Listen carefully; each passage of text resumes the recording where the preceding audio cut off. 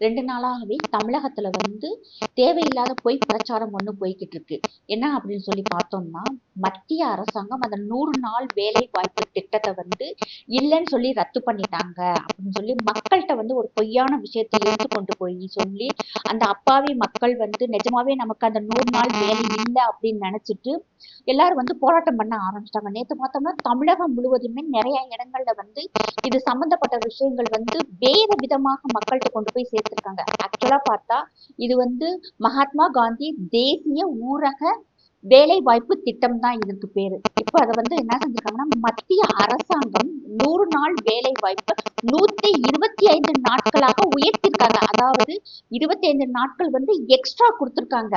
அது மட்டும் இல்லாம 240 வந்து ஆரம்பம் வந்து சேலரியாக ஆரம்ப சம்பளமாக 240 கோட் பண்ணிருக்காங்க. அதற்கு குறைய வாய்ப்பு இல்லை. 240 மேலதான் வரும்.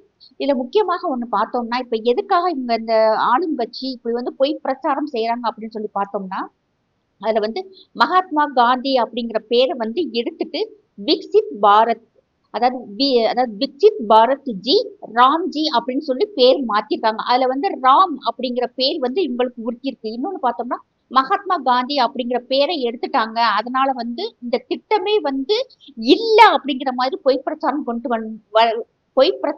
வந்திருக்காங்க. அது அப்படி இல்லை. 100 நாள் வேலையை வந்து இப்ப 125 நாட்களாக சாரி சார் 100 நாட்களை இப்போ வந்து 125 நாட்களாக எக்ஸ்டெண்ட் பண்ணியிருக்காங்க.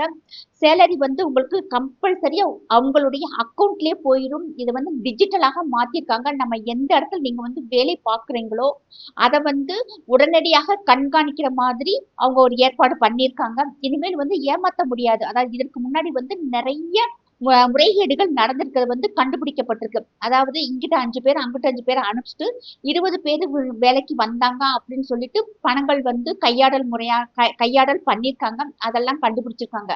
அதுக்காகத்தான் இப்ப வந்து வேறு ஒரு மாதிரியை கொண்டு வந்திருக்காங்க. அதாவது கண்டிப்பாக அந்த இடத்துல வந்து நீங்க வேலை செய்யறீங்களா அப்படின்னு சொல்லி கண்காணிக்கிற மாதிரி ஒரு ஏற்பாடு பண்ணிருக்காங்க. அது வந்து இனிமேல் செய்ய முடியாது. அதுக்குதான் இவங்க வந்து அலறாங்க. அதாவது இது வரைக்கும் பணம் சாப்பிட்டுக்கிட்டு இருந்தாங்க இல்லையா, முறைகேடுகள் வந்து இனிமேல் நடக்காது அப்படின்னு. இன்னொன்னு பார்த்தோம்னா, இதுவரைக்கும் மத்திய அரசு 90% பணத்தை கொடுத்திருக்காங்க. வெறும் 10% மட்டும்தான் மாநில அரசு வந்து பணம் கொடுத்திருக்காங்க.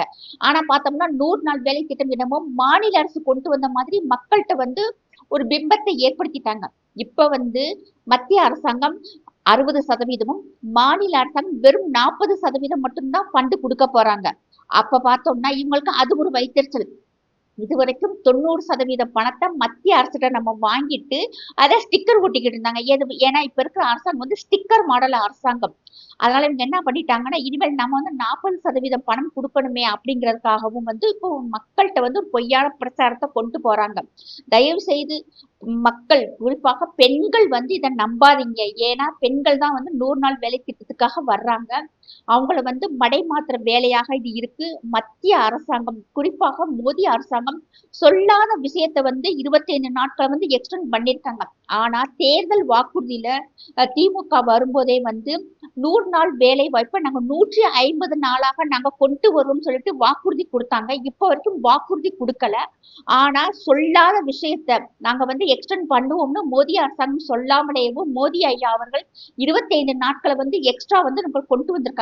அது மட்டும் இல்லாம நடவு நேரத்துல, விவசாயம் செய்யற நேரத்துல, அறுவடை நேரத்துல எல்லாமே வந்து ஆட்கள் பற்றாக்குறையாக இருக்கிற அந்த 3 மாசமுமே வந்து இந்த 100 நாள் வேலை ஆட்களை வந்து அதுக்கு பயன்படுத்திக்கலாம் அப்படின்னு சொல்லிட்டாங்க. இதுல இன்னொன்னு பார்த்தோம்னா, ஒரு வாரம் தொடர்ச்சியாக 100 நாள் வேலைக்கு போகும் பெண்களுக்கு, அந்த ஆட்களுக்கு வந்து வேலை கொடுக்கலன்னா பென்ஷன் கொடுக்கணும்னு சொல்லி ஒரு இந்த பென்ஷன் கொடுக்கணும் அப்படின்னு சொல்லிட்டு இந்த சட்டத்துல வந்து இடம் இருக்கு. அதை வந்து யாருமே வந்து சொல்ல மாட்டேங்கிறாங்க. இதுல குறிப்பாக பார்த்தோம்னா, கரூர் எம்பி ஜோதிமணி அவர்கள் கொஞ்சம் கூட மனசாட்சியே இல்லாம ஒரு பெரிய குற்றச்சாட்டை வைக்கிறாங்க. இது வந்து இந்த திட்டம் வந்து 3 கோடி பேர் வந்து இதனால வந்து வேலை இழக்கிறாங்க அப்படிங்கிற ஒரு குற்றச்சாட்டை வைக்கிறாங்க. தயவு செய்து பொய் பிரச்சாரம் பண்ணாதீங்க. இந்த 100 நாள் வேலை வாய்ப்பு 125 நாளா மாத்துறதுனால கிட்டத்தட்ட 3.5 கோடிக்கும் அதிகமான பெண்கள் வந்து இதுல பயனடைகிறாங்க. அந்த அளவுக்கு வந்து இந்த திட்டத்துல மகளிருக்கு வந்து ஒரு பாதுகாப்பு. ஏன்னா எல்லா இடத்துலயுமே வந்து பெண்கள் தான் வந்து அதிகமாக ஒரே குழுவாக சேர்ந்து வேலைக்கு போறதுனால பெண்கள் வந்து இதுல பாதுகாப்பாக இருப்பாங்க. அவங்க அக்கௌண்ட்லயே வந்து பணம் விழுந்துரும். இதனால வந்து யாரும் பயப்படவே வேண்டாம். பொய் பிரச்சாரத்தை ஆளும் அரசாங்கம் என்னென்னமோ செஞ்சு பார்த்துட்டாங்க. அவனால எதுவுமே செய்ய முடியல.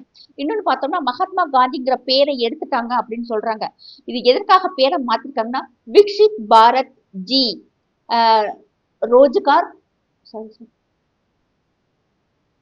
Viksit Bharat G Rozgar and Ajeevika mission. அதாவது இதுக்கு என்ன அர்த்தம் சொன்னா நம்ம பாரதம் வந்து 2047 வளர்ச்சி அடைந்த பாரதமாக வரணும்னு சொல்லிட்டு நம்மளுடைய மத்திய அரசாங்கம் ஒரு நோக்கத்தை வச்சிருக்காங்க. அதற்காக நம்முடைய பாரதம் வந்து வளர்ச்சி திட்டத்தின் கீழே வரணும் அப்படிங்கிறதுக்காக விக்சித் பாரத் திட்டத்தின் கீழே இந்த திட்டத்தை கொண்டு வந்து இன்னும் வந்து விரிவாக்கம் பண்றாங்க. எப்படி 125 நாளோ இப்ப 240 ரூபாய்க்கு மேலதான் பெண்களுக்கு வந்து சேலரி வரும்.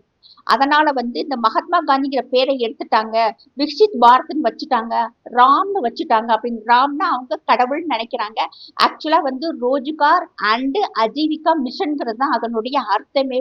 இதுல இன்னொன்னு பார்த்தோம்னா சொல்லாத விஷயத்த பாரத பிரதமர் செஞ்சிருக்காங்க. ஆனா வாக்குறுதியை கொடுத்துட்டு 5 வருஷம் முடிய போகுது. இன்னும் வந்து 150 நாள் கூட நாங்க 150 நாளா வந்து நாங்க எக்ஸ்டெண்ட் பண்ணுவோம்னு சொன்ன அரசாங்கம் இன்னும் எக்ஸ்டெண்ட் பண்ணவே இல்லை. இதுல மகாத்மா காந்திங்கிறது அவருடைய பெயரே இல்ல.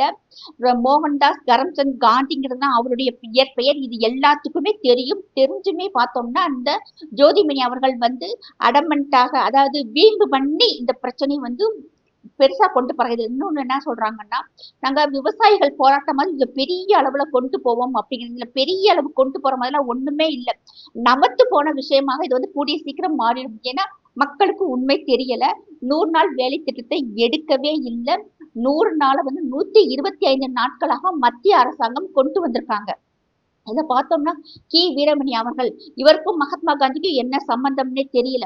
மகாத்மா காந்திங்கிற பேரை வந்து நீங்க 100 நாள் வேலை திட்டத்தை எடுத்துடுறீங்க, உங்களால வந்து ரூபாய் நோட்டுல காந்தி படத்தை எடுக்க முடியுமா அப்படின்னு சொல்லி கேட்கிறாரு. அதாவது வீரமணி அவர்களாகட்டும், கர்நாடகாவை சேர்ந்த சிவகுமார் ஆகட்டும், அவங்க எல்லாருக்குமே வந்து ஒண்ணு தெரியணும்.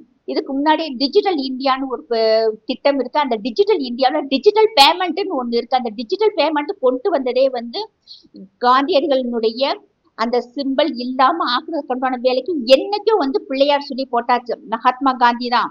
அவர் நமக்கு நாட்டுக்கு சுதந்திரத்துக்காக பாடுபட்ட ஒருத்தர் தான், இல்லைன்னு சொல்லல. 1969 காந்தி அடிகளினுடைய போட்டோஸ் இல்லாமலேயும் பணங்கள் வந்து அச்சிடப்பட்டிருக்கு. அதுக்குண்டான ப்ரூஃப் எல்லாமே எனக்கு சோசியல் மீடியாவுல அழகா வளம் வந்துகிட்டு இருக்கு. இன்னொன்னு பார்த்தோம்னா இந்த டிஜிட்டல் பேமெண்ட் வந்ததுக்கு பின்னாடி பெரும்பாலான மக்கள் வந்து கரன்சியை கையில வச்சுக்கிறதே இல்லை. எல்லாமே வந்து மொபைல் மூலமா ஆன்லைன் டிரான்ஸ்பர் தான் பண்ணிக்கிட்டே இருக்கிறாங்க. இப்ப வீரமணிக்கும் மகாத்மா காந்திக்கும் என்ன பிரச்சனை, என்ன ஒற்றுமைன்னு தெரியல. இவர் எதுக்கு மகாத்மா காந்தி பிடிச்சி தொங்கிக்கிட்டு இருக்காரு? அவருடைய வேலை எப்பயும் போல தீக்கா கூட்டத்துல உட்காந்து கும்மி அடிக்க வேண்டியது தானே. மகாத்மா காந்தியினுடைய பேரை எடுத்ததை எங்களால ஏற்றுக்கவே முடியாது அப்படின்னு சொல்லிட்டு நம்முடைய முதல்வரை யாவும் சொல்லியிருக்காங்க. தமிழ்நாட்டுல தமிழகத்தினுடைய ஸ்கீம்ல எத்தனை ஸ்கீமுக்கு மகாத்மா காந்தியினுடைய பேரை நீங்க வச்சிருக்கிறீங்க? எப்ப பாரு அண்ணா, பெரியார், கலைஞருடைய பொண்டாட்டிகள் இவங்களுடைய பேர்கள் தான் இருக்கே தவிர இன்னைக்கு ஒரு பஸ் ஸ்டாண்டுக்கோ ஒரு சந்தைகளுக்கோ தெருவுக்கோ எத்தனை இதுக்கு நீங்க வந்து பேர் வச்சிருக்கிறீங்க? மகாத்மா காந்திங்கிற பேரு வேணுமா வேணாமாங்கிறத மக்களும் முடிவு பண்ணுவாங்க, மத்திய அரசும் முடிவு பண்ணும். நீங்க வந்து இதுக்காக அலறணுங்கிற அவசியமே இல்லை. மக்கள் அனைவருமே வந்து கவனமா கேட்டுக்கங்க. 100 நாள் வேலை வாய்ப்பு இருக்கு. அது 100 நாள் 125 நாளா மாத்திருக்கிறாங்க. சம்பளம் உங்களுடைய அக்கௌண்ட்லயே வந்து விழுந்துரும். இன்னைக்கு உங்க பொய் பிரச்சாரம் பண்ணிக்கிட்டு இருக்கிறது எல்லாமே வந்து மக்களை முட்டாளாக்குற விஷயம்தான். தயவு செய்து மக்கள் வந்து புரிஞ்சுக்கங்க. இது வந்து மத்திய அரசாங்கம் உங்களுக்கு நாட்களை எக்ஸ்டெண்ட் பண்ணி தான் கொடுத்துருக்காங்க. அதனால இவங்களுடைய பொய் பிரச்சாரத்தை நம்பி போராட்டம் பண்ணாதீங்க.